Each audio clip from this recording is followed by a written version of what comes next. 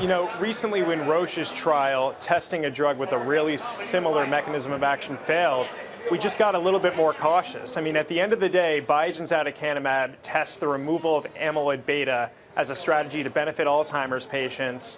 And at Stifel, we've had kind of a love-hate relationship with this drug. We used to be bullish, we've become more bearish, but more recently the failures just started to pile up and we recommended investors go to the sidelines. But Paul, you recommended hold, not sell, having been buy, and clearly it's tanked today by 30% or so. So did you underestimate just how badly either the result could be or the stock price reaction to the result?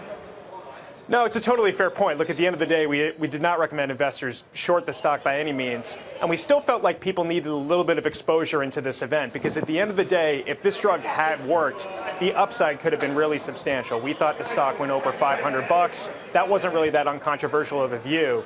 But I think the downside here, 30%, I mean, to me, that actually seems somewhat appropriate because going forward, the growth drivers here just aren't clear. In our model, 2020 is now the peak revenue year for Biogen, and we're all going to have to wait and see about what their contingency plan is.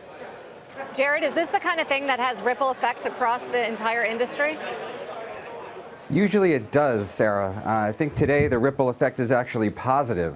I think the street is sort of spinning this one event as something that could actually bring more small and mid-cap stocks into the fray from an M&A perspective. So I think that's what we're seeing. The XBI is actually up today. You're seeing several stocks in the green to the tune of 5 to 10%. I believe on the thesis that, okay, Biogen, big pipeline setback. Paul mentioned that 2020 could be a peak year. So what does Biogen have to do? I think a lot of investors are saying it's obvious they need to start doing more M&A, more sizable deals. They announced something a few weeks ago, smaller scale. But by the looks of the XBI and some of these other small and mid-cap biotech stocks, the ripple effect so far has been positive.